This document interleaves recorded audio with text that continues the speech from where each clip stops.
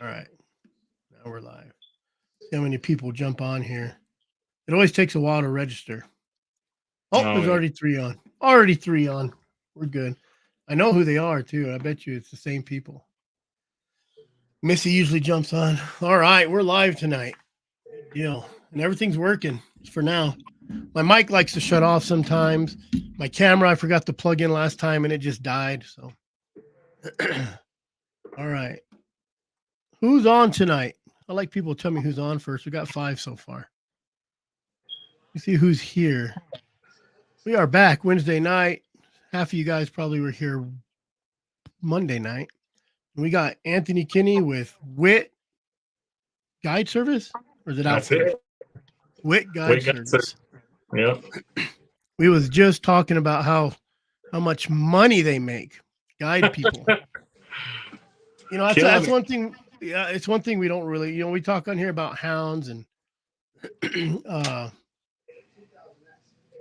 dog food, but we don't talk about the guide service. We talk crap about the guide people, especially the ones that like to shoot everything, which is, we'll get into that later, but we don't talk about, why don't you just got into dogs here in the last few years, right? Yep. And then, but you've been you just got into the hunting really in the last few years, right? No, What's your story? We need your story. Story. I've been hunting since day one. Okay. Always elk and deer and antelope, all that stuff, turkey and everything. But my a good buddy of mine, always ran dogs, and his dad always ran dogs, and I've been with him quite a few times. And a couple of years ago, I kind of got sold on it, and he told me, once you get your first dog, he's like, that ain't gonna be your last. And he wasn't wrong. I got 12 dogs now. And a mule. And a mule and a horse trailer. Yeah, I got everything now. Not only did you go broke, you went broke. Yeah, I went all dog in. Broke and mule broke. Went all in completely. There's Rowdy. How we doing, guys? Now, Anthony, don't listen to nothing this guy says. Oh, he likes to hear me shit talk. I mean, trash talk. That's all he does. That's why I bring him on now. So, anyway, this is Rowdy Houndsman on YouTube. You're a Rowdy Houndsman. Yeah. I don't even know what your real name is, but we'll just keep it that. All right. Keep the lawyers out. Crazies out there. We got Anthony Kinney with us tonight, and he does a lot of guiding. He's supposed to be doing some working, but I think he works about 20% of the time and hunts the rest. So he's going into his story right now. He's a new houndsman, and I say new under 5 years, 10 years, where he's just now going broke on everything. He's figuring it out. He has 12 dogs now, a mule. Oof. So, yeah, go ahead, Anthony. Kind of give us an idea how you got into it. Yeah, I'm all into it. I mean, a good buddy of mine's dad, Pablo Garcia, he helped me out, a lot. He basically brought me over to the house, and he gave me my first dog. She was 6 months old. Ain't never seen nothing, been on nothing, no drags, nothing. He's like, she's gonna be a good dog. He's like, let's work with her. And geez, man, we probably went 5-6 months without catching nothing. We trailed a couple times, not much, just basically taking the dogs for a walk. What are you hunting? We were trying to catch a bear at the time. Oh, okay. When I very first started, and then, he told me, he's like, if you pick up one good dog from someone, he's like, it'll make your, pack and stuff. And so I ended up getting a hold of Van Johnson. He's in Oklahoma now, and he sold me a real good dog. And basically from then on, man, we started just one after another. It seemed like one bear after another, just rigging them, and heck yeah, it went quick, man. We were catching the heck out of stuff. How'd you get? So your friend got you into dogs, and have you wanted to punch him in the nose yet? No, I like it, And if I didn't make decent money, I'd probably be a little more pissed. But yeah. If I was working at like a gas station or something, and I was on my wages, then I you'd never be able to make it. No, it's an expensive. Bankrupt already. Yeah. Well, Anthony started on bears, and now he's kind of jumping into lions. So Yeah, the bears. We started on bears. I think we caught right around 40 last year, and this year I think we're like right in the high 30s. I haven't got to go out quite as much this year for bear. Gotta pay your bills. Gotta pay them bills. Yeah, I probably dang near gotten fired twice from my job this year. So, but he knows. From January to June, July. I don't take much time off. I tell him, from August to December, I'll be gone. Hey, Rowdy, remember that when he starts doing dry ground line. Remember that, right? Mm-hmm. Yeah. Well, so luckily, I have a good buddy that dry ground hunts. That's all he does, and I go down and he lives in the Blue in 27. Yeah, he lives down there, and so he actually just called me yesterday, wanting me to come down there. But yeah, whenever I go down there, we catch the heck out of him. He's got some damn good dry ground dogs, and yeah, I bring two or three of my best candidates, and we give them hell. What state are you out of? Arizona. Oh, yeah. Okay. Yeah. He lives right up the road from me, kind of, sort of. Yeah, I live 15 minutes away from Chris. Yeah. Talking to Jared, I mean, he says there's 4 times the amount of lions there in Arizona than there is up here in Nevada. Well, Jared's down in 36s. He's all down there, Patagonia, and all them 36 units. Really good lions. Oh, okay. Really good lions down there. Yeah, I've never hunted anything there in Arizona. It's all dry ground down that way. Yep. Yeah, those southern units are tough. It's a different lifestyle down there. It is tough. And I hunt down there by I-8, and it's like horrible country. Horrible country. It's full of cholla. I don't know if you guys got cholla over there in Nevada. No, thankfully not. Yeah, I don't. And it's just got a line over there that she's like, I like caught her once, and that's about it. She's a booger. There's not very many. I think they only have like a 1 quota over there, or 4 in the whole unit region. Call them regions now or whatever it is. So I don't think it's going to close down this year. You think, Anthony? There's no snow. The only time we really closed down is when we got the snow. Yeah, that's the only time. Whenever there's no snow, those quotas. What months do you typically get snow there? Years. Now. Oh, now. October. We haven't got nothing. What was it? 60 degrees a day? Yeah, it was actually pretty warm today. They said it's supposed to snow on Saturday, but I heard. We'll see. Hey, if it is, it ain't gonna be much, but you'll see every houndsman in the state of Arizona probably out there. Oh yeah, the freeways look like choo-choo train houndsmen, choo-choo trains. They do. Everybody. When 3C opened last Friday for bear, I bet we saw 9 hound trucks at that last Circle K outside Heber. Everybody running that 300 road. I don't know why. Right on that res. The 300 road. The 300 road runs that reservation. Yeah, I don't know why they like it. You got a 50-50 chance of being on the res. And well, you got about a 75% chance because them animals, they know where those res They're going straight to the res. Well, and them bears come up to that 300 road because of all those water holes on our side. Yep. Well, how hard is it to come up to drink? To get permits on you can't get a permit on there unless you're with somebody. And I think everybody who's settled there now is already there. Oh. There's a few guys that got their permits over there, but they're there.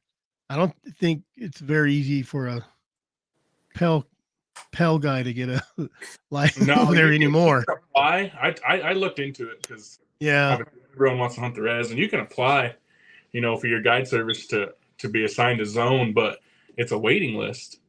Oh. And people have to die or give it to you. Like he said, the guys that are there, they ain't just gonna leave for. And they've been there. Well, can you be a sub guy underneath those guys, or? Yeah, you can subcontract underneath them. They can hire you, but they those guys got their own guys type thing. They already got people. Yeah. Who you know? Good old boy system. Yeah, that's that. Make it super low. Yeah. Yep. And I think, don't they have to be with you when you are chasing lions? It used to be they had to be with you. I've heard both. I've heard they have to be with you, and I've seen other guide services over there separate, and everyone's got their own client. Yeah. I don't know how it works. Like you said, doesn't mean they're supposed to be doing that way, but yeah, it's the reservation. Anything flies over there. Yep. So what's up, Rowdy? Oh, not much. Came into work this morning, so I'm tucked away in my room here. Hiding out. Yeah. Everybody's eating dinner. Told them I'll eat afterwards. You may have to blow out of there, huh? Yeah, maybe. We'll see. So. Hopefully not. We after you and I talked earlier, as like 20 minutes later, I got dispatched out to a fire, but then it got canceled before we even got there. They got there, and right now we get a lot of escape debris burns because people are burning all the lawn clippings and yeah and stuff from their yards. So then they don't read the permits and have their proper clearance around it. So then they go back inside after they think it's died down, and all of a sudden those leaves they thought were wet weren't exactly that wet. Plus them neighbors like to be snitches. Yeah, that's a big thing around here. Big thing. Oh, I bet. So Anthony, what do you like better, bear or lion so far? You know, I like lions. I think they're more majestic. I think they're cooler chasing, but you know, for the amount of bears I can get on, it's a little more exciting when you can go out and find a bear track or rig a bear a lot easier than you can find a lion track. It is way easier. I freaking it's way easier, and I feel like you're just more in the excitement, you know, every day or every other day, you know, at least on a bear chase or something. Lion, I mean, you can go days or even weeks without, you know, seeing a lion track, even in the snow.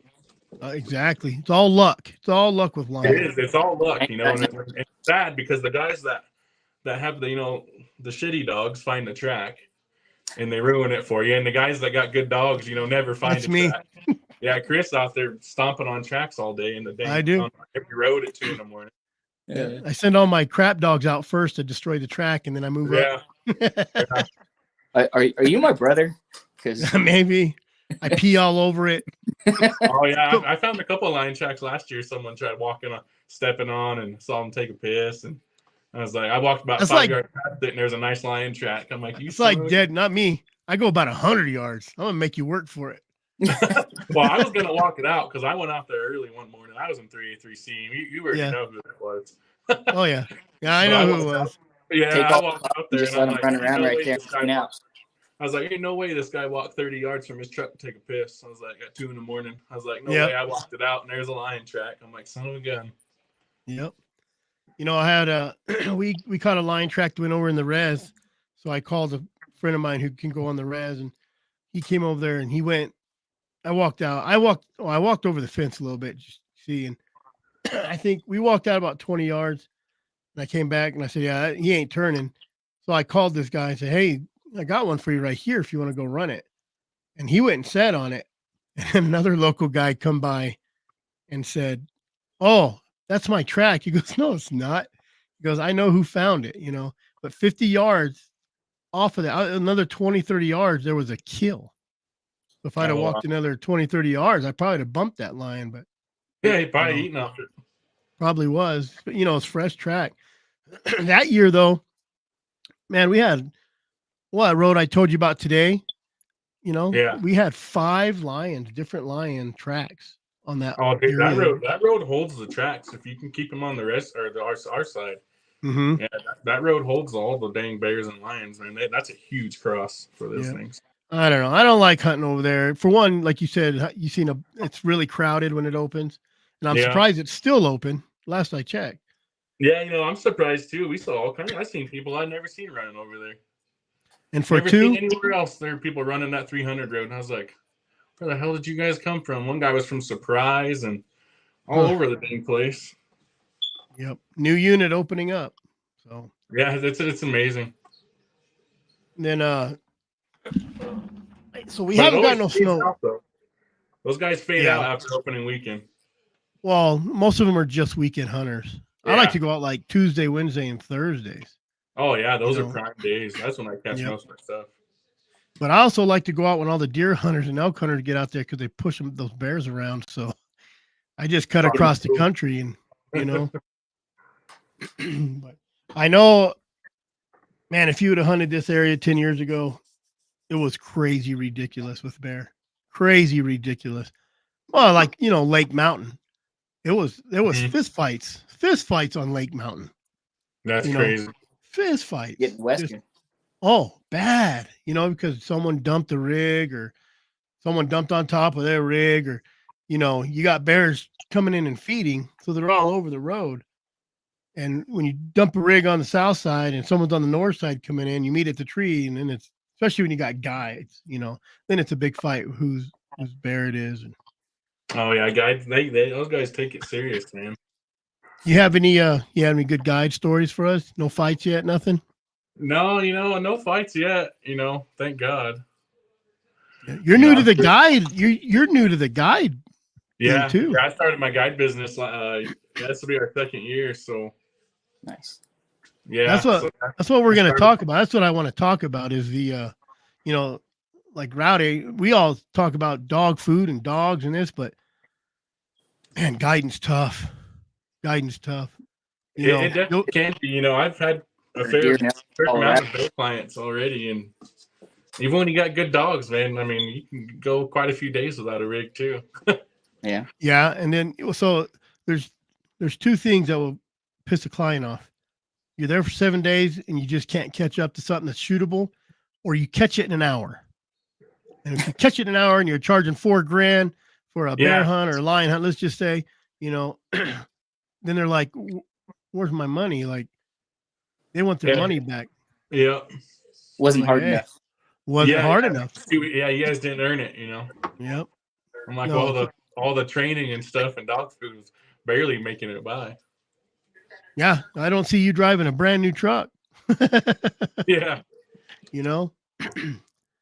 Yeah, I know the guiding's tough. We had a bear client last year. I booked him in October for the fall hunt.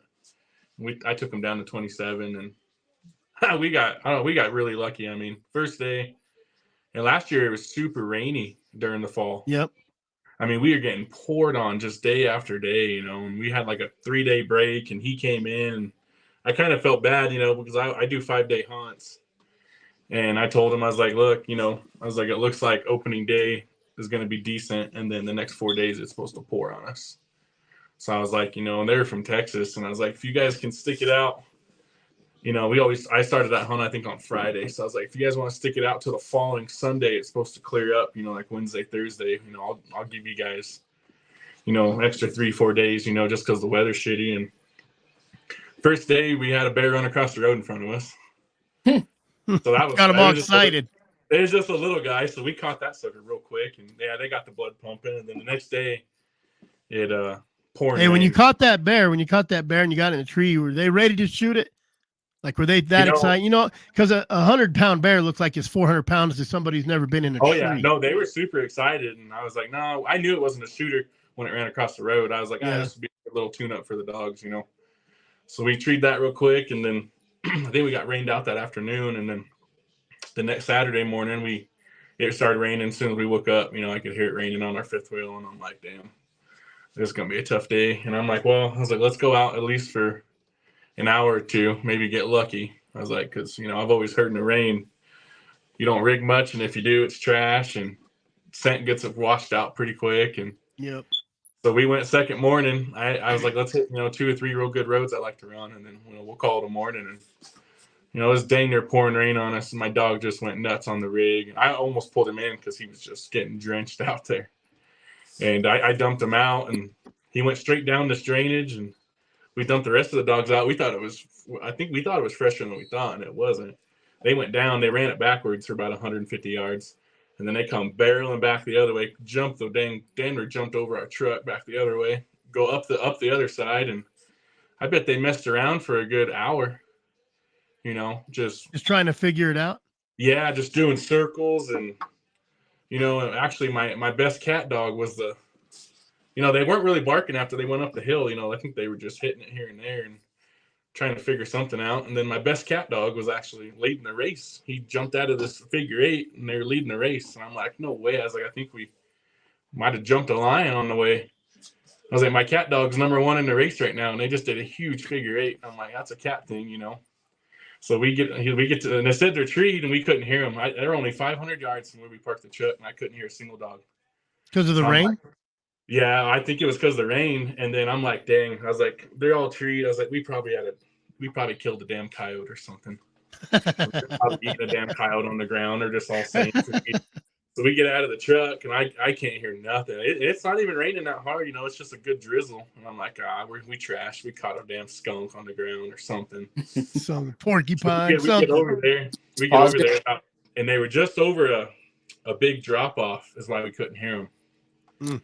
They were just on the other side of the canyon, and we get over there, and I just see this giant bear in the tree. I'm like, holy crap! Nice.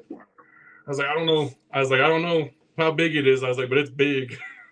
I was like, it's big enough. So like a kid gets over there and he drills that thing out of the tree and ended up going top 50 in Arizona ever taken. Nice. Yeah, so went booming crocodiles all time, and it was like a 21 and 5/16 skull. That old cat dog must have tripped over it and said, "Dang, I'm gonna chase you." I think they were just cruising this area. They smelled the scent here, and they were just circling these areas. And I think one of them just jumped it because cat dog was the lead race guy, and one of my buddy's worst dogs was right behind him. So that's why we were skeptical from the beginning. But is that who I think it is? Oh, that's old Gare Bear. I knew it. Love that kid.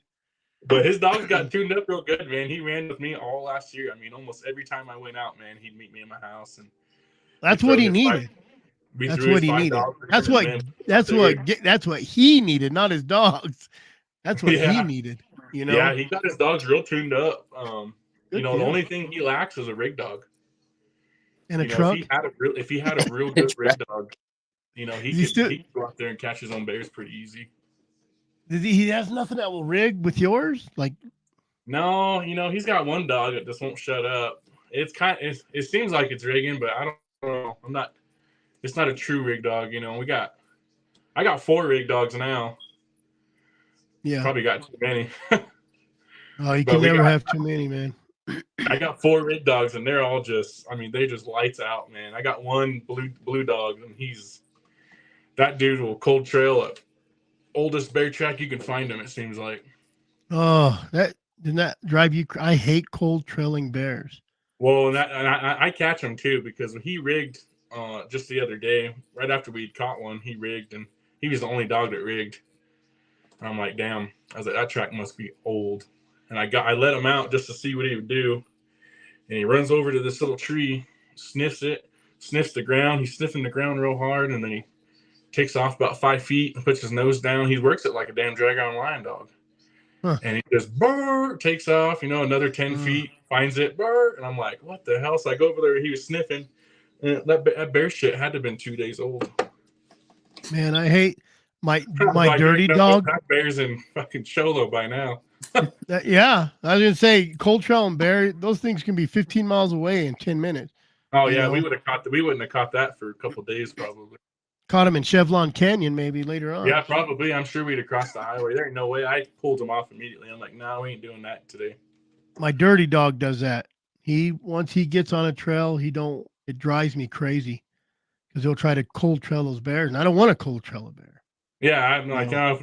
When he did that too, I was like, no. I was like, it's too early in the morning. We can go find a fresh one. That's why the rigs are good. A hot rig is good. Yeah, when all 4 of them nail off the rig, your heart starts jumping pretty hard. So you have any reservation misfits yet this year? Or? No, I haven't. I haven't had any. I had dogs go on the res, but I was able to call them back. But I haven't had to go over there. Well, that anyone's known of. Yeah, exactly. They say you're supposed to. Yeah, I'd rather not call it. You can't get hold of nobody anyway, Yeah, I know that. And even if you did, they wouldn't come out for 2 days. Who knows? No, that's fact too. So it's just one of those things. I try to stay away, but you can't do that running that 300 road. I'll tell you that. I ran that on Friday or Saturday. I can't remember what day, or maybe even Sunday. And we caught one. Luckily, they went. I let my dog out on a lead. Yeah. When I'm on that 300 road, and make sure he don't head south. Yeah, it took me straight to our side, so I let them go, and they took it just right on our side. I mean, it must have been. I think we. That's still scary.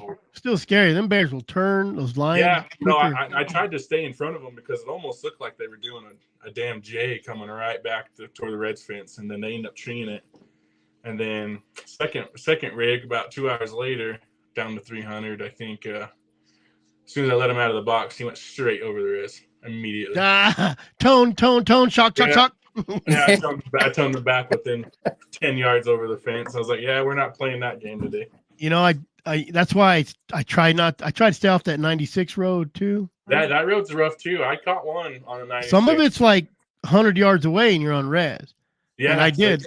It does like a weird diamond point, and in one spot's real close. And we started one, and I think I was just past that 96F road. We had started one, and they went north and then turned back and headed south. I'm like, I'm gonna shoot it. They ran, and then they ran that fence line. They ran that res line. I'm like, you're like, don't cross. And then they circled back and headed back to the 6 road. So I got lucky on that one. But man. Yeah, we ran one in the wintertime last December. I had just hit that dang road too. We got a good snow. And so I was out looking for lion tracks. I wasn't even looking for a bear track. I totally passed right by a bear track. And then I'm on like the 3 road, and my buddy calls me. He's like, "Hey, I'm on 96." He's like, "I think I found a bear track." I'm like, "Really?" I was like, "Damn, I just hit that like 20 minutes ago." Oh. Like, I'm pretty sure it is. And I drove over there, and he couldn't get any of his dogs to start it. Huh. So I was like, well, I got some pretty good bear dogs. I was like, we should try it out. And I let a dog out, and they start smoking it right to the res. I knew it was going to the res, but I didn't think it went that far because I didn't see it when I passed by. It had to have been, 20-minute-old track or less. Yeah. They take it up to these little rock bluffs, and the dogs are circling these rock bluffs, and I think that bear was denned in there. I think he was just heading back to the den after feeding or something. And all of a sudden, they blow out of that den going towards the res, but I figured we'd probably catch it. And they caught it maybe 400 yards from the res and got lucky on that one. Garrett had a guy that wanted to kill it, so yep, that guy drilled it that day. And I don't know. I've never even killed a bear yet. Last bear I killed was 2010. That was the first bear I treed with a dog. Yeah, I've treated a bunch of them, and I've never killed a bear yet. Yep. Waiting for that big one. Yeah, one day, and I treat like the state record or something. I'll probably shoot one, but it's a good thing about having hounds. You can be picky and choosy. That's what it is. If I see one, I'm like, I can go get another one. And you say that you don't rig for like 2 weeks. And we was just talking about that. How these long range shooters, they don't know if it's a boar or sow.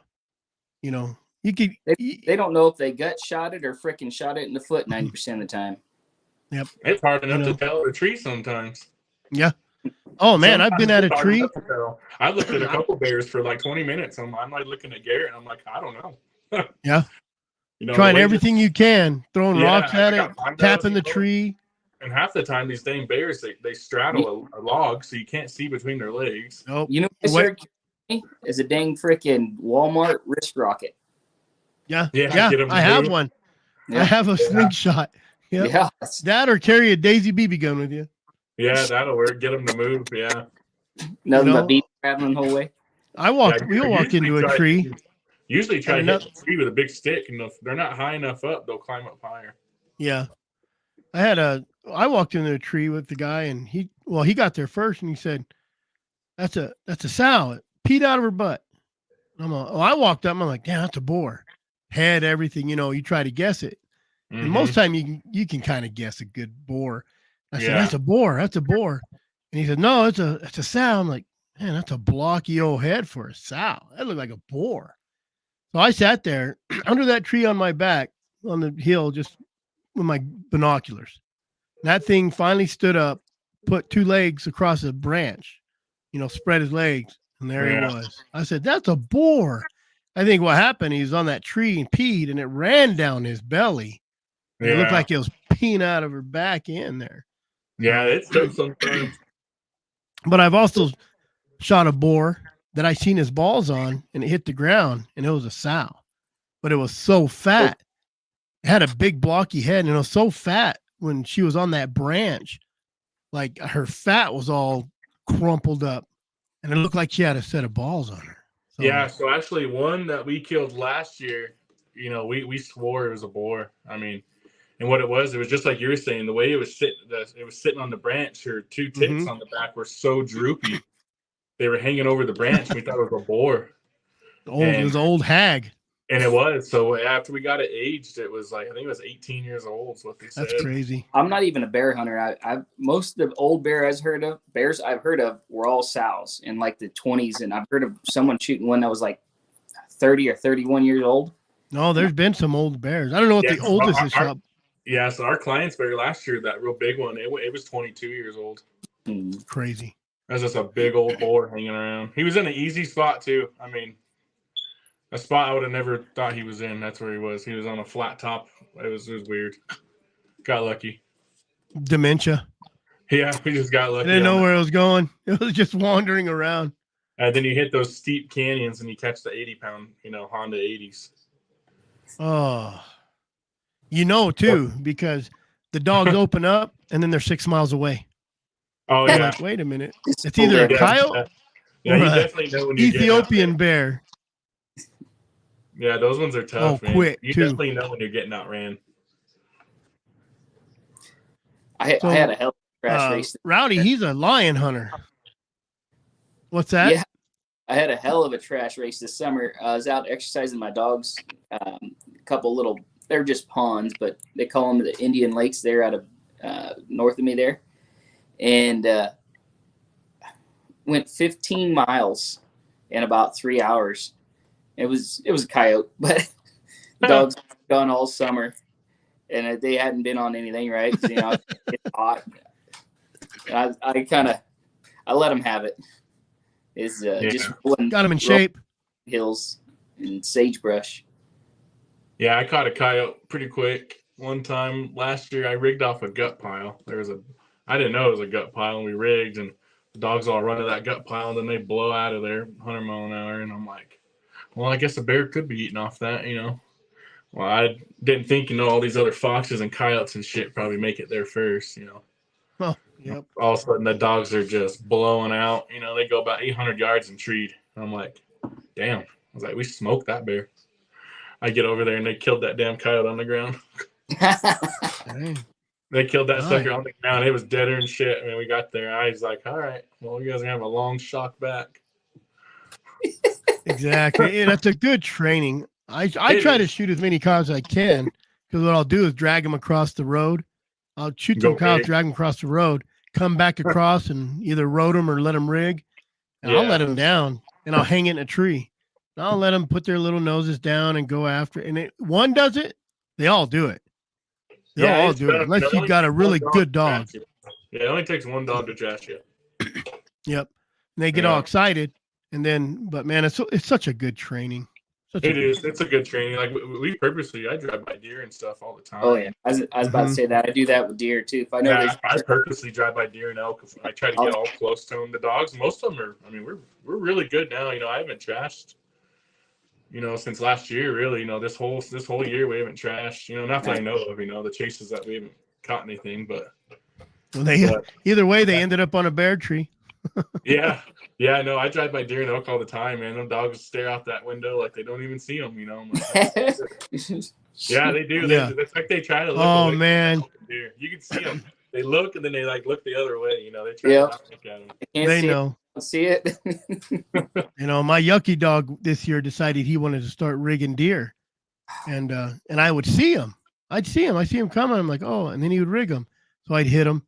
About the third time we drove by some deer, and he did the side eye where he's like, I'm not gonna do it. I'm not gonna do it. And he wants to. They want to. Oh yeah.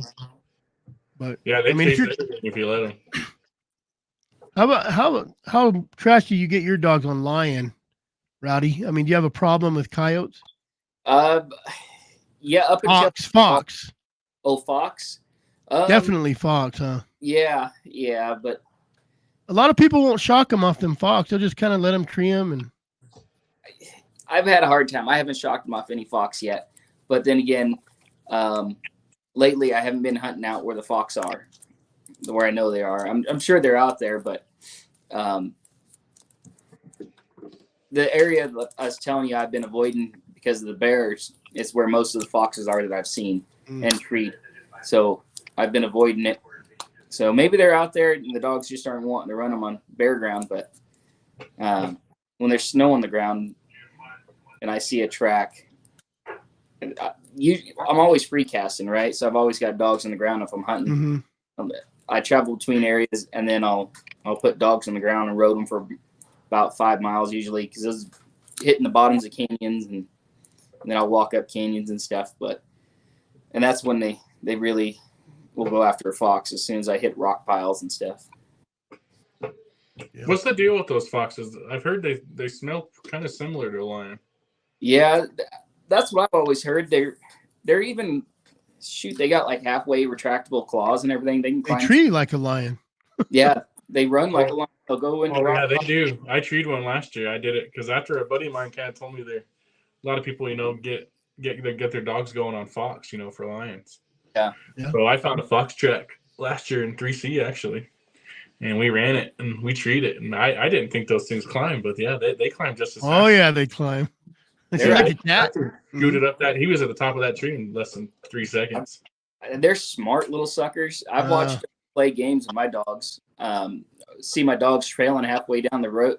I'd be up on a high ridge and they were trailing side hill below me halfway down.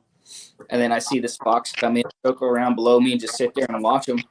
Give them like 5 minutes until they got 100 yards out. And then you just trot off. And then here come the dogs right up to that rock it's sitting on, barking, and just keep going, trailing him. I'm like, you ain't got a chance with that sucker. He knows what's up.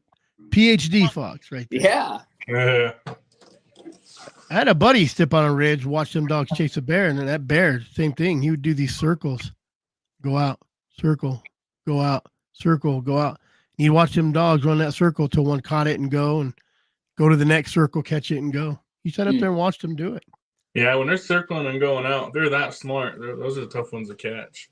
Yeah, they are. They're really hard.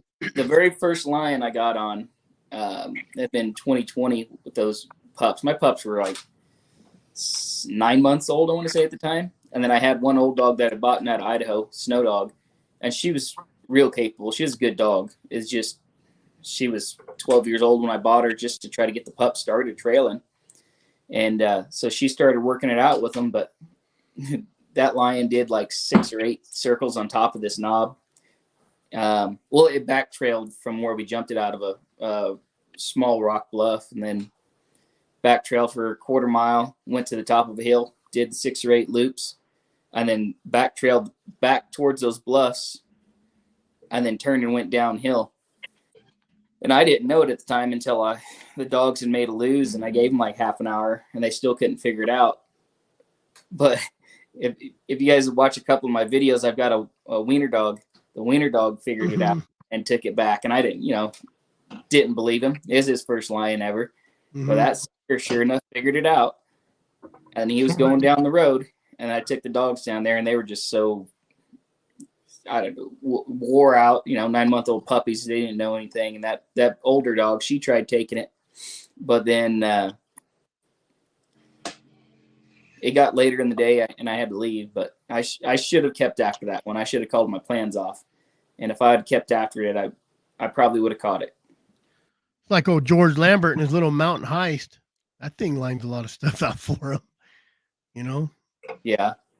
I've always wanted to take one of those feists because they're such good tree dogs and breed them to a wiener dog, because that wiener dog is so trail oriented, and they got pretty darn good noses. They're smarter than heck. So I've always thought about breeding a feist to. What they use those badgers, and didn't they use those for badgers? Yeah. Yeah, they're bred in Germany. Hold them by their tail down in the hole. Yep. Yeah.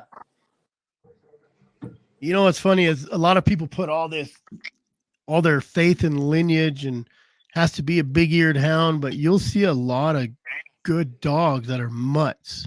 I'm talking like mutts where they bred some Labrador into them. Or I know a guy who hunts. Anthony knows this guy, but he has a bunch of Queensland healers bred into his hounds. Dude, that's the funkiest looking dog I have ever seen. You know what I'm talking about, don't you? Oh yeah.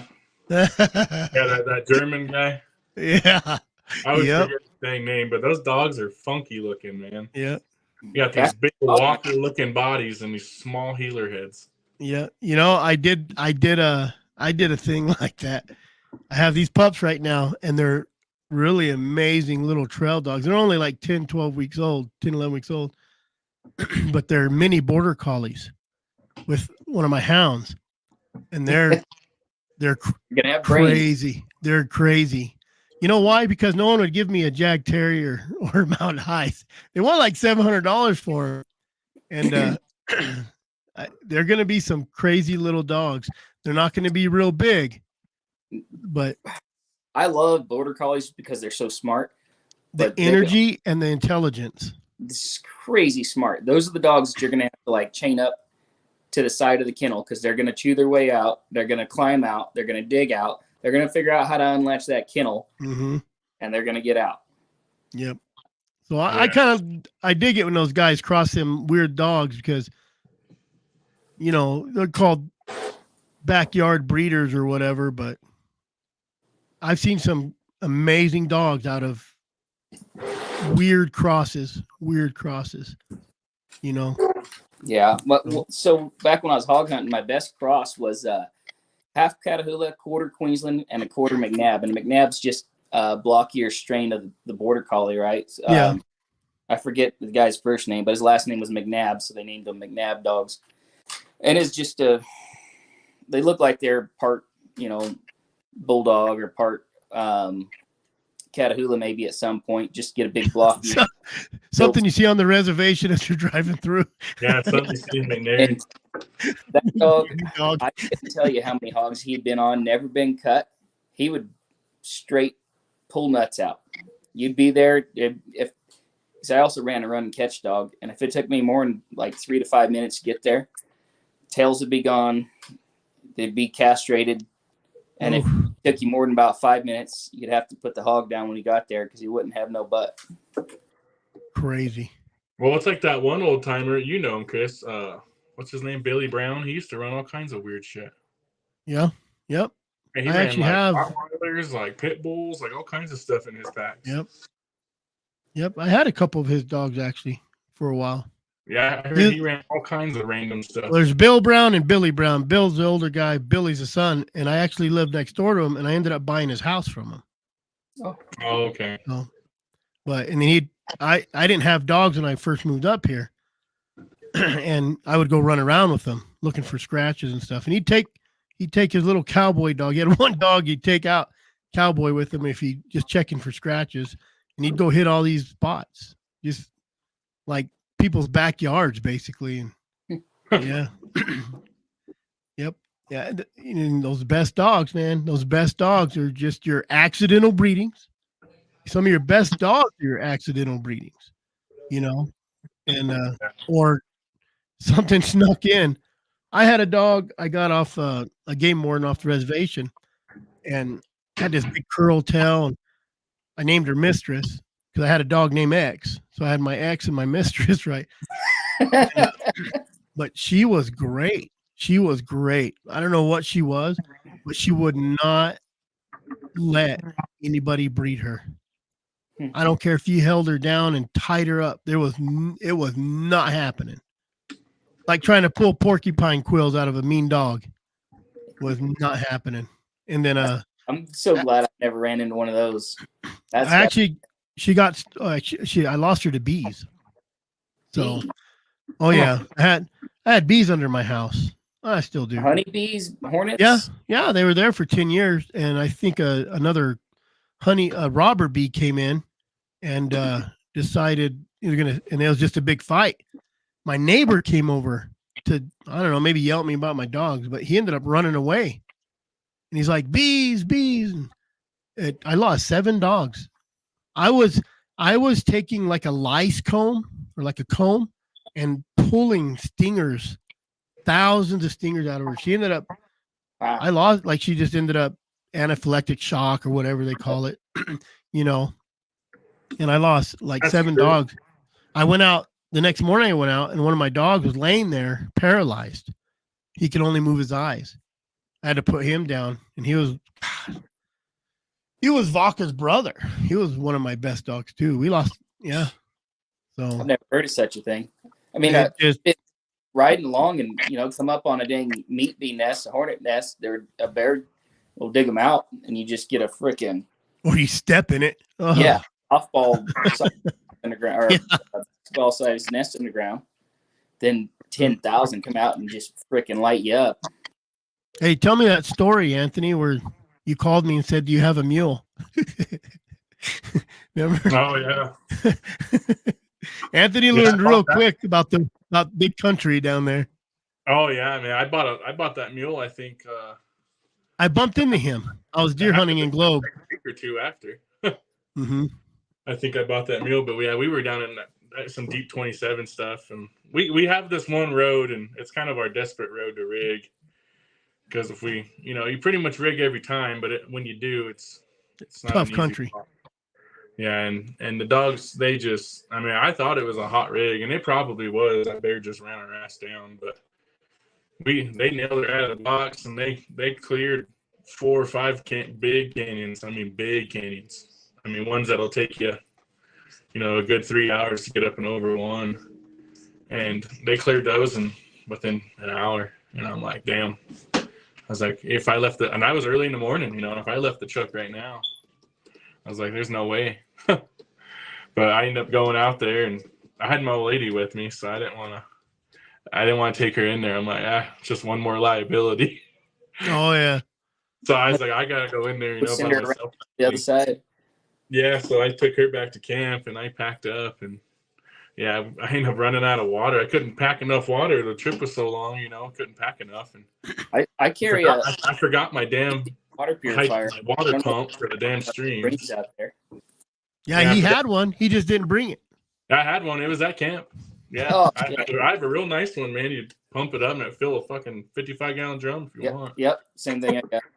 Yeah, and I forgot that at camp, so I was like, I think maybe I can make it there and back. So I hit this trailhead, and trailhead was pretty good for like the first mile or two, and then all of a sudden it looked like everyone turned around there and goes back to the highway.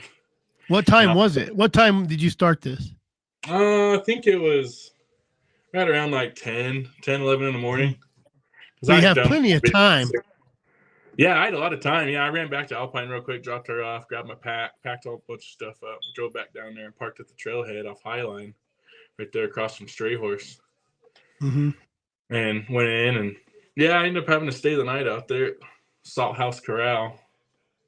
That corral had been used. You have a lighter? Used in 30 years, it looked like. Found my dogs. They still had the bear treat overnight. Nice. That was pretty cool. Yeah, I thought they were just laying down, because once I would drop off my long range antenna, I'd lose connection. Huh. So I had no idea what they were doing. I was on my walk in, and I don't think I got connection with them until I got 600 yards from them. It was so steep in there. Yeah, you said pipe stem?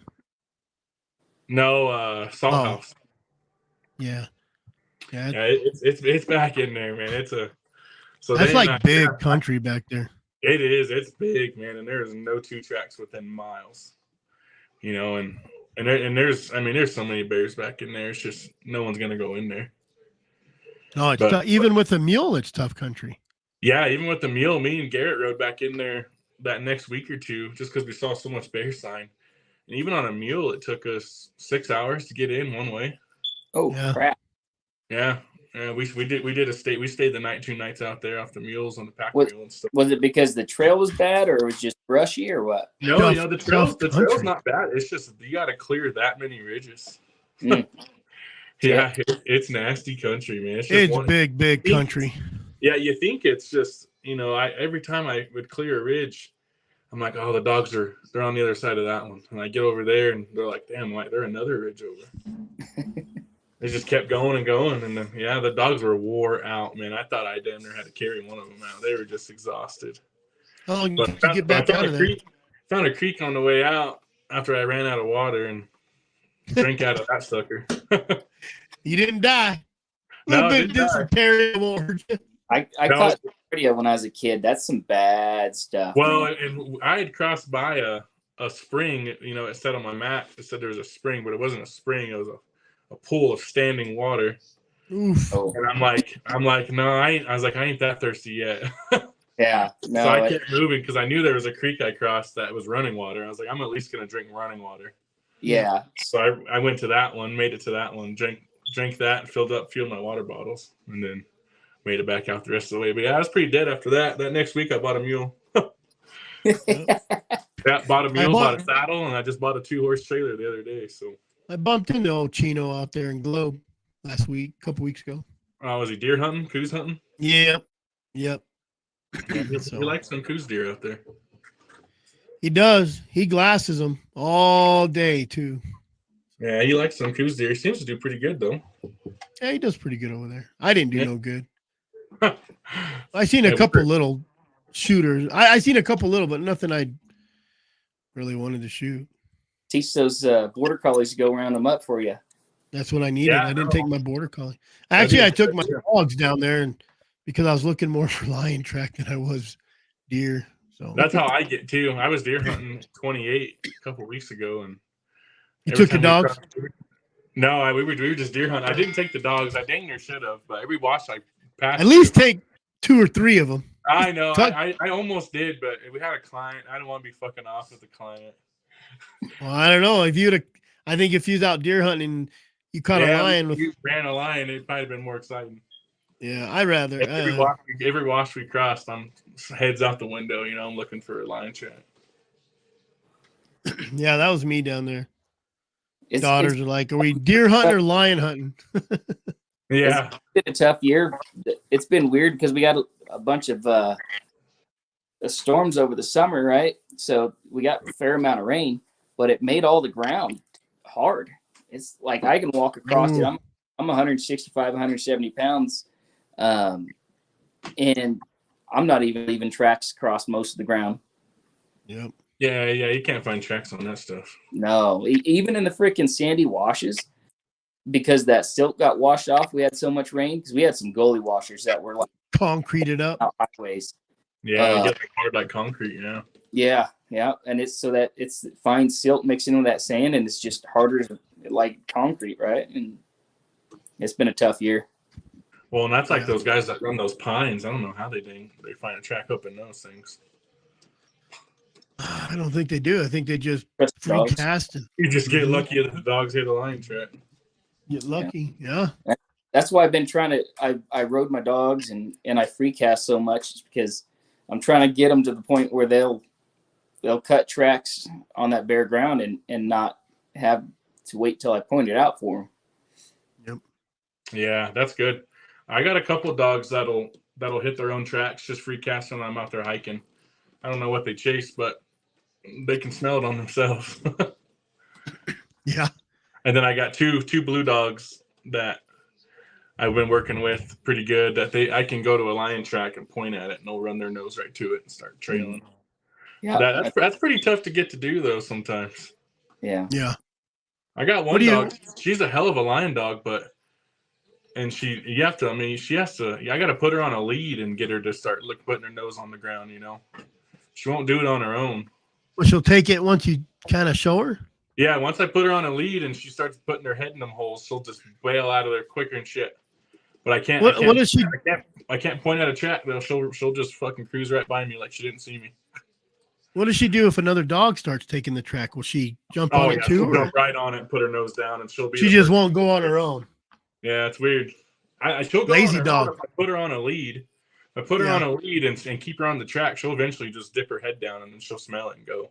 And I got 2 blue dogs that I could just put right here, put my finger down, and they're just right to your finger, and then boom, gone. Yeah, most of my dogs are like that. Just out of repetitions. Yeah, that's when you know you got a lion dog. If you can point at a track and they run to your finger. Yeah. You got a good start. They trust you anyway. Yeah, they at least trust you to come over and check whatever you're looking at. This past weekend, my buck dog, I was riding in the truck. It was an older track, and I thought it was just a slim chance anyways.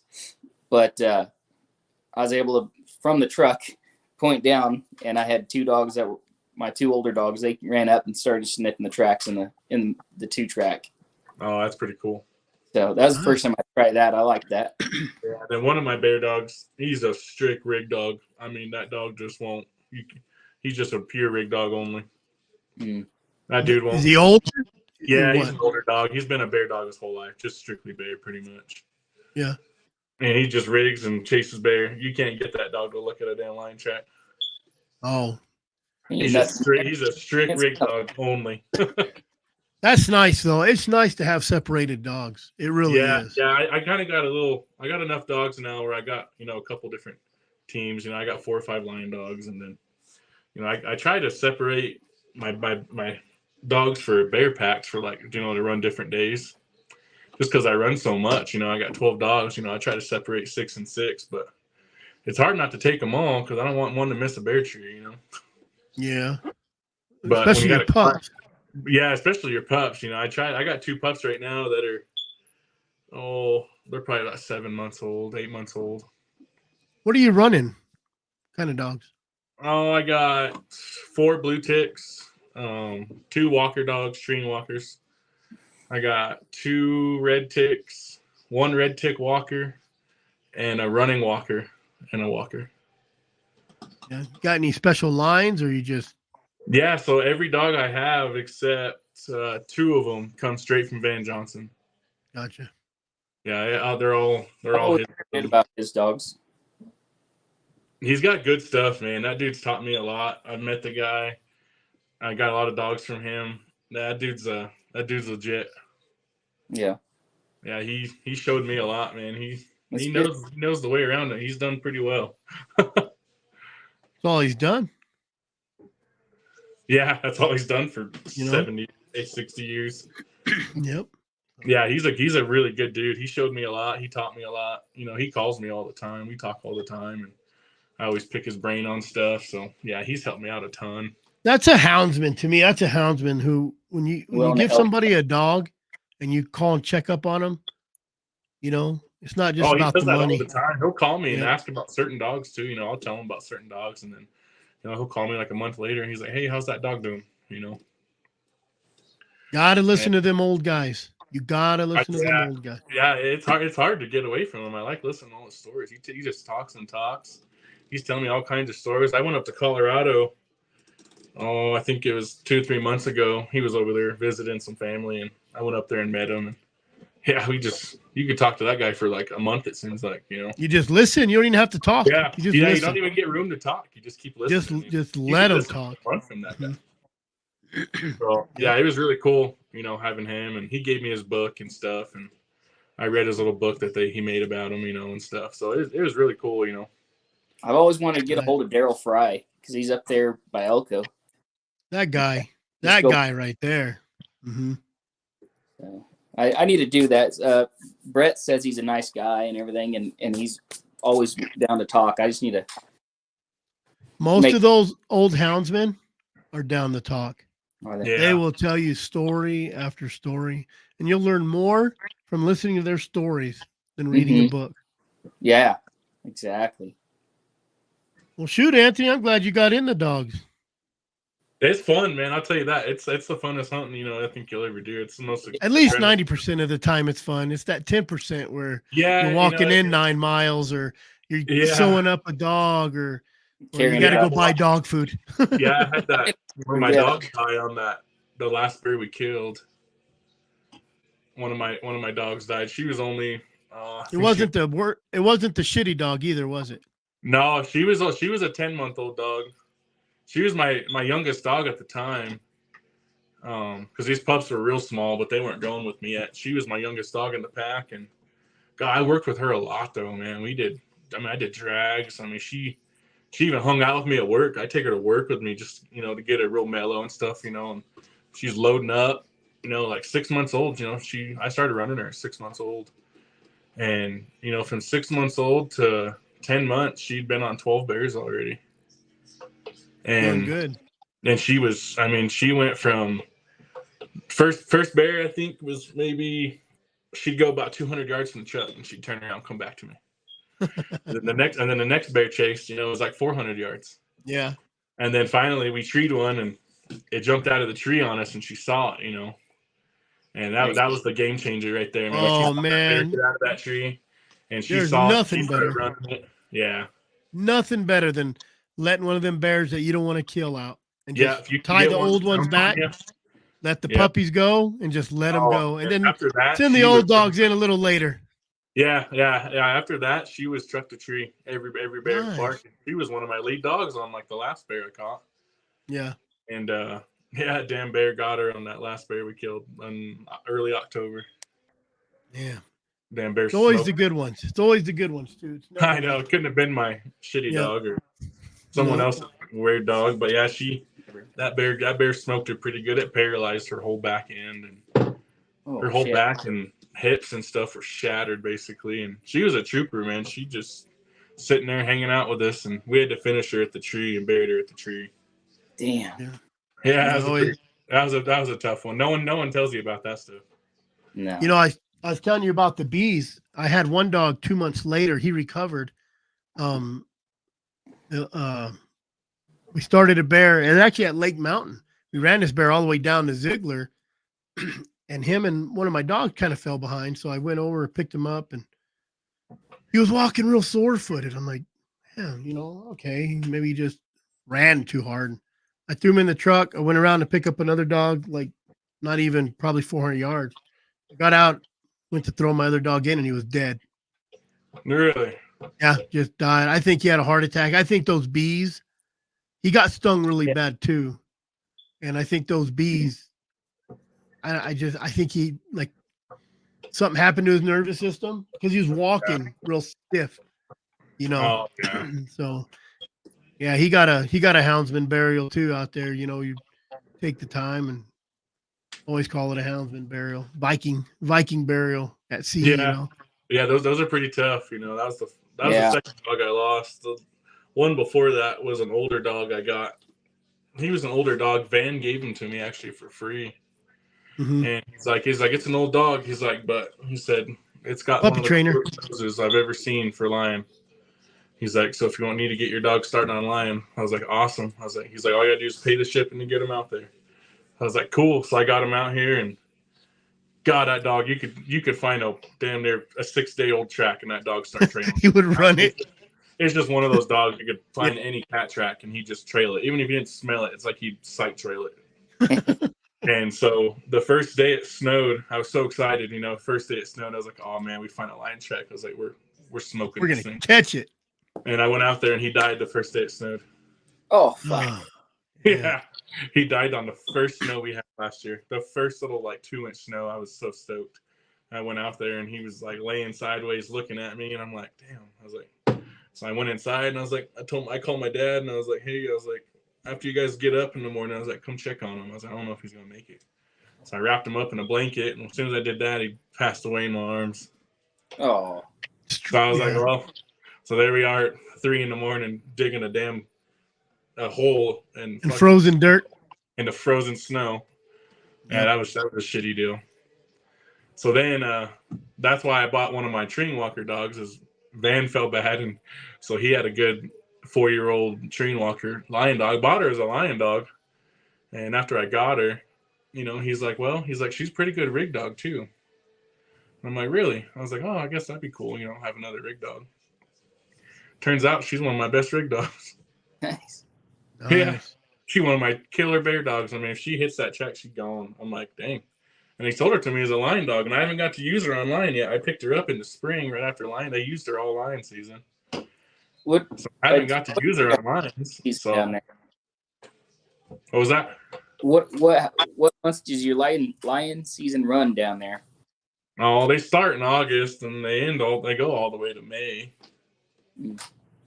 But I'm pretty busy bear hunting from August all the way to I'm gonna go out bear hunting this weekend actually.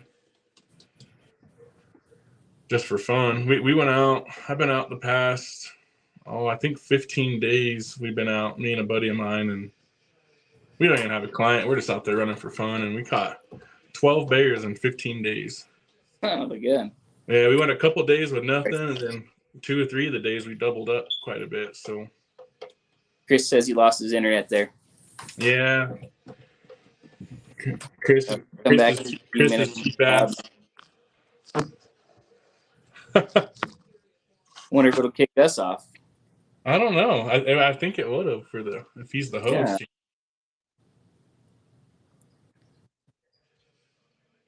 You ever come down to Arizona and hunt at all or no? No, I've never been to Arizona. A couple years ago, a buddy and I went over to New Mexico. We were gonna go hunt down in the Gila out there, Oh yeah.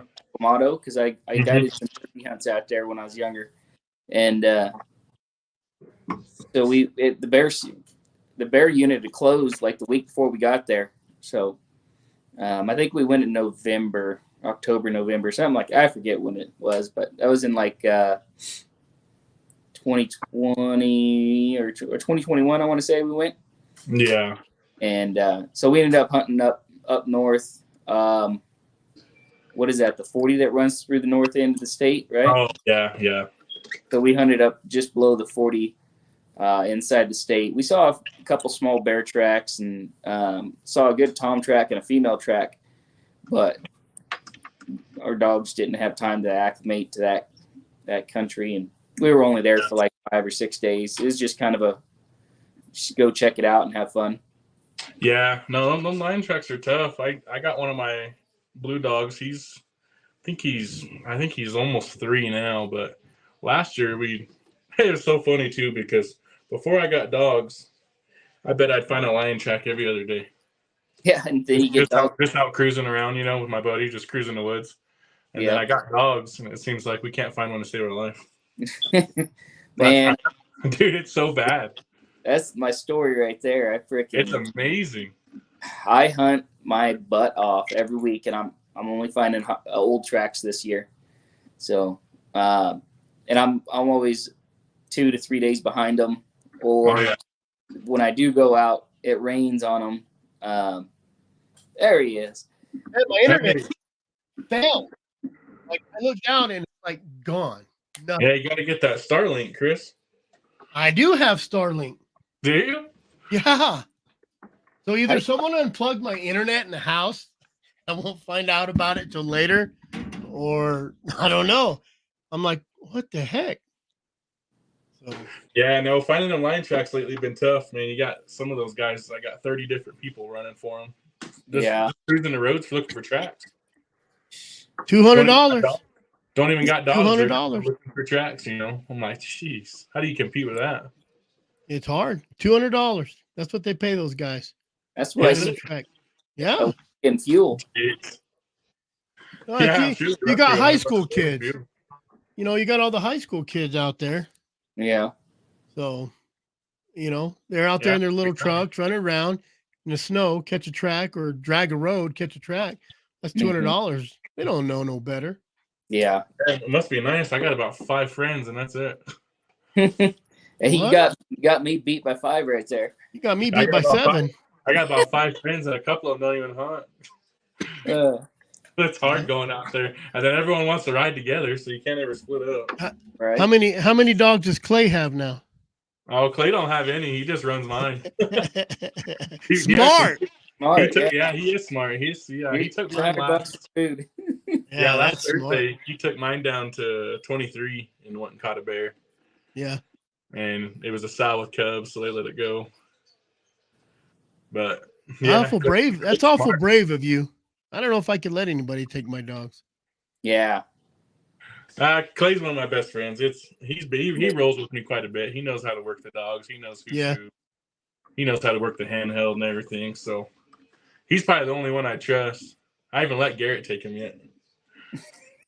Smart. Garrett would have running deer and shit, the next day. He tries. Garrett tries, man.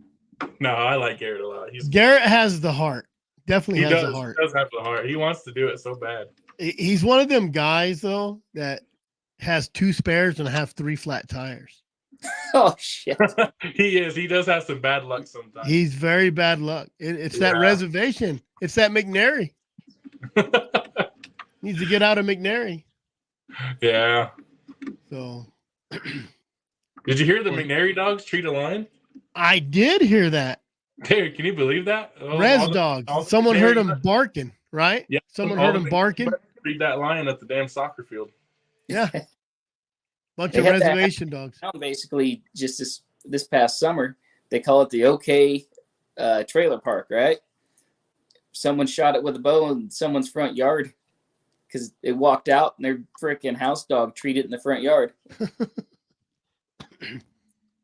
Yeah, some people have all the look. Right? Oh yeah, you put a dog in your truck, you won't see nothing. Oh yeah, I guarantee you. Well, I guess I did get lucky last year. Yeah. I took my buddy out. He wanted to go lion hunting. I didn't have, my dogs weren't super good on lions, so I was like, well, it's gonna have to be a fresh track. Fresh track, and we're probably Or still bump walking 'em. it out. Mm-hmm. Yeah, we're still walking it out, and we're cruising the road, and then we're going over this big culvert. I've always heard these lions in these culverts. All these videos, we'll see a lion in culverts. So I've been dead set on fucking finding a lion in a culvert, for like the whole year. And I see these tracks going in this culvert on my side, and I'm like, I'm passing by. We're going through deep snow, and I'm like, I gotta check those tracks, man.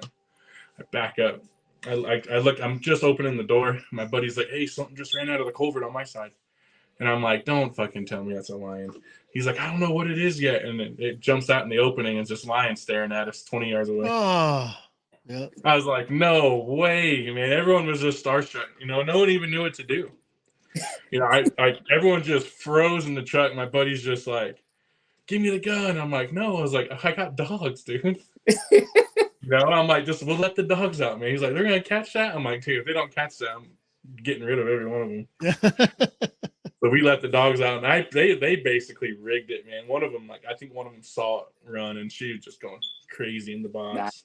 Yeah. I dumped the whole box out, just both doors, and they run right over there, and they treat it in 90 yards from the truck. Nice. Do you guys run collars on in your dog boxes, or I normally do. That day I didn't. I didn't. You didn't care, did you? I didn't think we were going to find line track. Yeah. So I didn't, and I was we were running late, and he met me in town, but usually I put them on when I throw them in the box here at the house. Okay. I usually turn them off as soon as I load them up in. That way I'm ready, because especially bear hunt, you never know, a bear's going to run across the road in front of you, and you just got to dump. Or they blow up out of the box on your way there. Yeah, that too. I don't want to take time just putting every dog, and especially on 10 dogs. Yeah.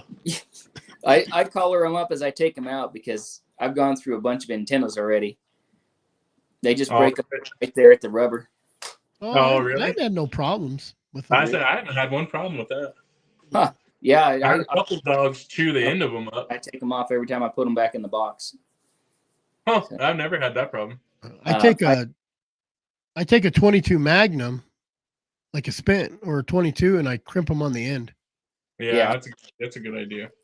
I did that with these because I had a pup that hopefully she's over it now, and that was another thing.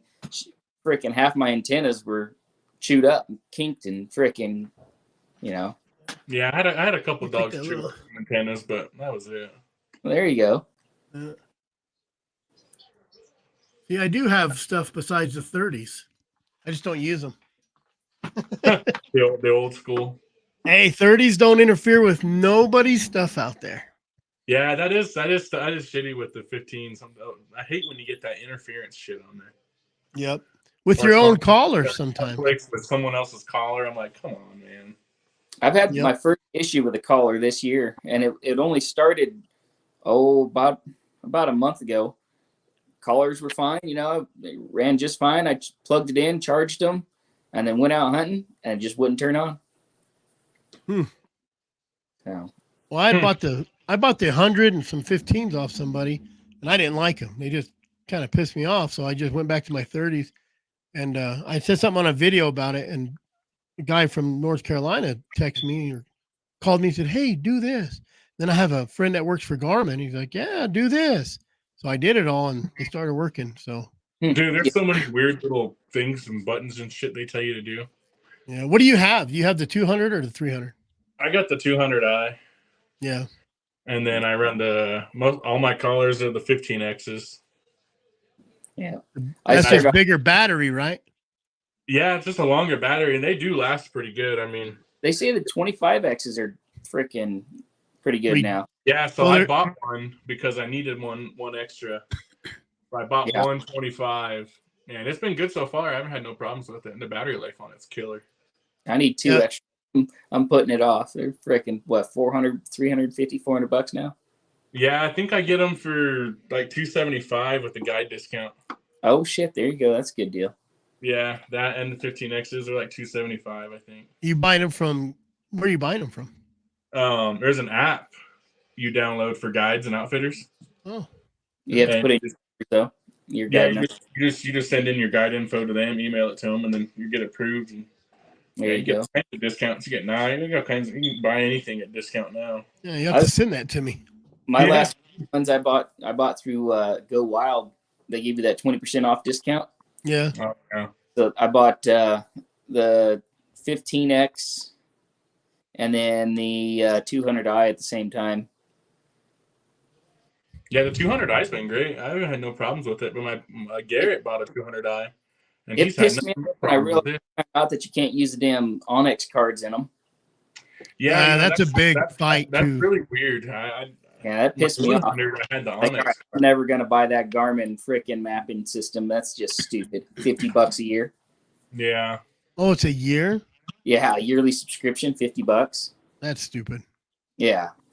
So I just keep having the 200i in the truck. In my I carry the 100 with me whenever I hunt. Yeah, just to see where you're going. Yeah. Yeah, having the inReach portion is pretty cool because I have the subscription for that. Yeah, I was told it's pretty handy when I gotta tell someone I'm staying the night. Yeah, I was told by a Garmin guy that you're better off because that will kind of kill your battery a little faster. But just to get the little mini inReach, just get the 200, not the like 200i, and just get that. I haven't had any problems with the battery. I keep a spare in my backpack. Yeah. Because it's the same as the Alpha 100 battery, basically. Yeah. So I just keep a spare and throw it in my pack, if I'm going on a long chase. So at least, I'm good for days. But if you got the 200 in battery save mode, it's pretty decent. It has a battery save mode? I have to figure that out. Didn't know they had that. Yeah, it's got a battery save mode. So the backlight goes out. Your screen turns off. Oh, that backlight. Yeah, I shut that off. I still only get about frickin' 12 hours out of it, I think. Yeah, I think mine will last like a full day.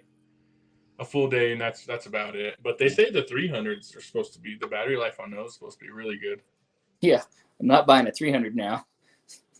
Well, you can do I thought about trading it in. You can do the trade-in program.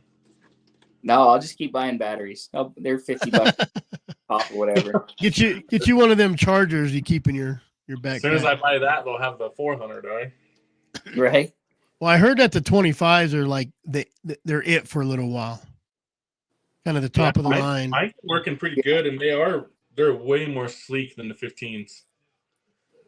Like just the head unit portion of it on their collar, it's like half the size of a 15. Nice. Really? Yeah, it's way smaller, so it's not near as bulky as the 15s. Well, that's good. The charger port's a little funky on them, though. I don't like the charger port. Yeah, they changed it to the that oval one. C charger? Yeah, I don't know. No, it's still a clip-on, but it's like a third of the size of the 15 ones. It kind of jank, to be honest. I think it's gonna break on me one of these. Days. Maybe I'm thinking of the 300, not the collars. I'm sorry. Yeah. Yeah, the handheld they changed to the USB-C. The collar they changed to the different clip, which kind of sucks because if you lose that one collar charger, you're screwed. Yeah. Versus all the other ones use the same charger. Yeah. Yep. Well, guys, I started a little late tonight because of all the stupid time change. So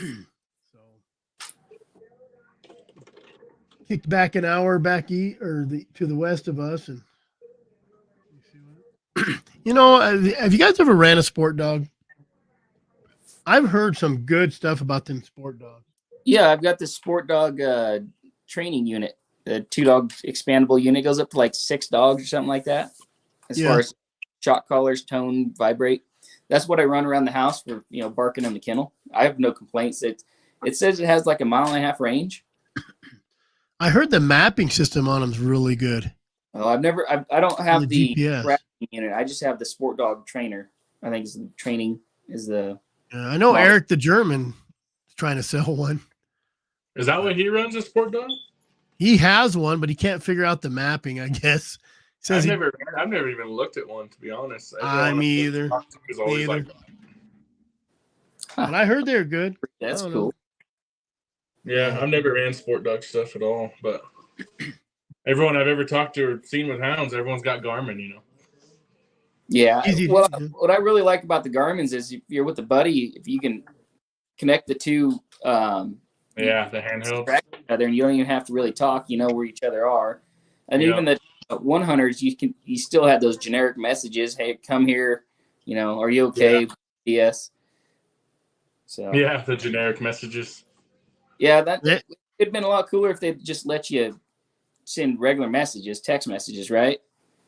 You know? Yeah, well, that's why I got the inReach on mine, and then Garrett's got his inReach, so we just text each other. Well, you could Bluetooth to your phone, right? On those or yeah. Yep. Well. Yeah, that's what I do when I'm hunting. I'll take my my phone. I'll put it up on the just in my phone fucking the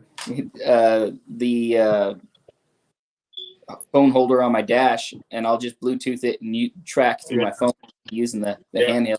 Mm-hmm. And I'll leave the handheld on the charger. Yeah, I've never done that, but I heard you can do it. I just use I usually keep the drive track in my truck. I got a drive track 71. Yeah. I'll keep that in the truck, just stationary with a long range antenna and stuff. My buddy just showed me the other day with the Garmin drive tracks, you can put your Onyx on there and use the Onyx tracking through it, I want to say. Or the tracking on his Onyx map through the Garmin drive. Oh, I haven't seen that. I just have the little map card I threw in the back of it. Yeah. And then I keep my 100 in my glove box hooked to a long range. There you go. And then that transmits all the dogs to my drive track, and then I just have my 200 when I take on the hike. Oh shoot, that's I leave the 100 in the truck at all times, just in case I have to leave someone at the truck. Yeah. And I take off hiking, and then they got to go pick up dogs, and I'm not back yet. They see exactly where I'm at and the dogs at all times, and I still have the handheld. Yeah, good deal. That is handy. Yeah. And then I even got the little Garmin watch too. That's pretty cool. Oh, bougie. Yeah. I learned from Chris Watson, man. You got to be you'd be running 30 still or telemetry. I'd be running cowbells on my collars. Yeah, and cutting voice boxes so they can't hear them bark at night. Yeah, you just got to run bells on the collars and follow them. Mm-hmm. All I do.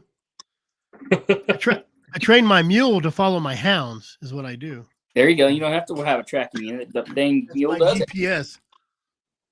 My GPS. Yeah, that'd be nice. Yeah. No, my horses have gotten real good at following the dogs.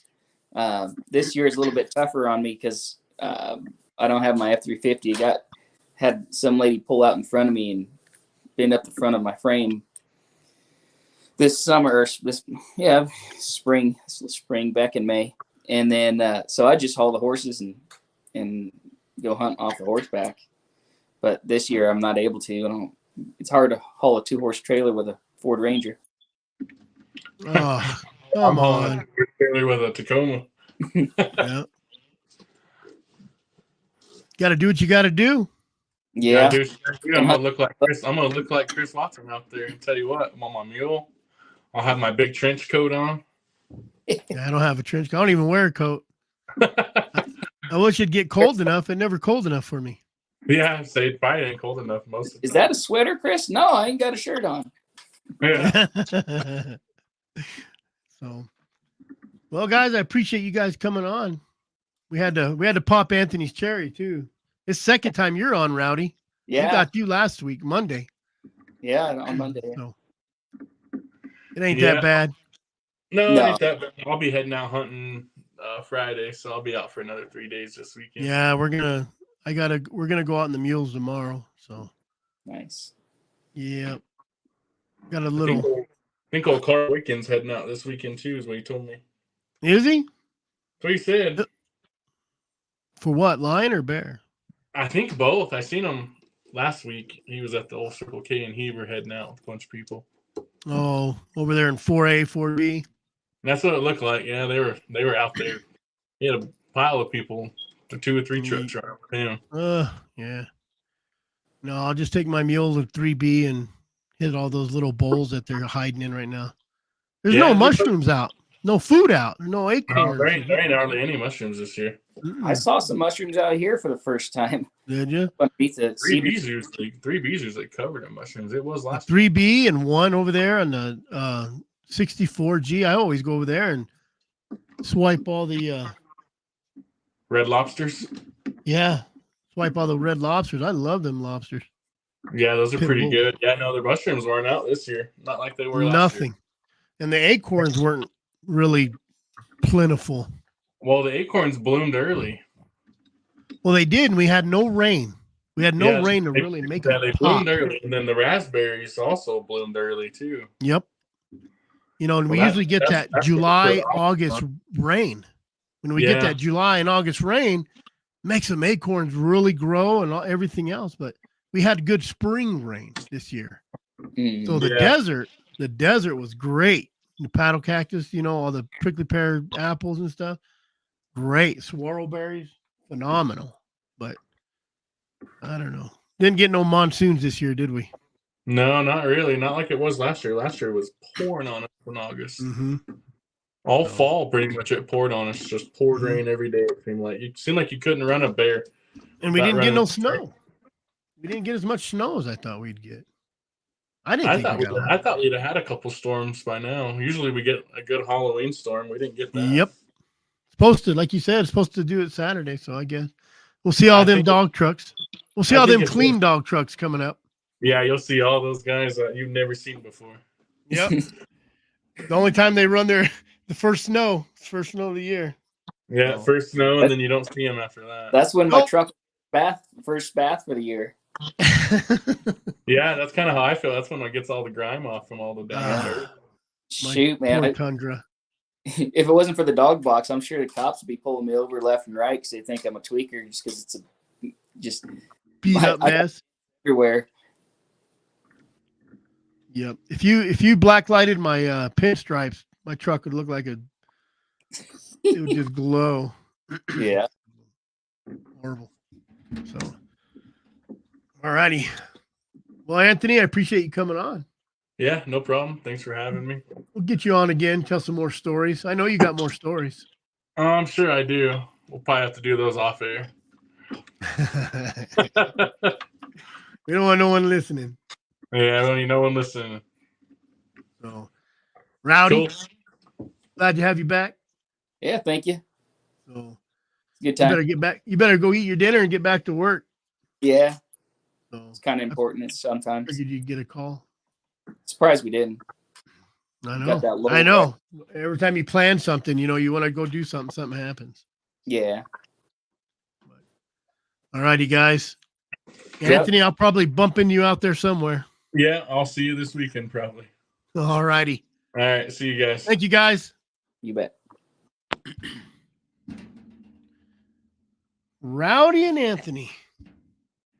I did start. I started at 6 because I think they changed an hour earlier to that way of me, and then that way they're only 2 hours. So I figured most people sitting around after dinner watching it. And, if I started at 5, most people aren't off work back east or back to the west. So, hey, be quiet. A pit bull snuck in here on me, chewing on herself. So I appreciate everybody watching again. We will be back Monday. I have Dustin from Cold Strike Gear. I think it's coldstrikegear.com or coldstrike.com. He's coming on Monday. I don't know if Brett is going to be back. He is out having fun. I seen him pop in once. I think he's Southern Arizona doing some stuff he'll bring to his YouTube, I'm pretty sure. So, Missy, I'm waiting for my hazelnuts. I'm going to end on that note. You guys have a good night, and I will see you probably Monday again, and then maybe Wednesday. Probably not Wednesday. Thanksgiving next weekend. I think I'm going to load my mules up. I'm going to load my dogs up. I'm going south. I'm going to try to catch that stinking lion that's killing those antelopes still. So my dad is out there deer hunting.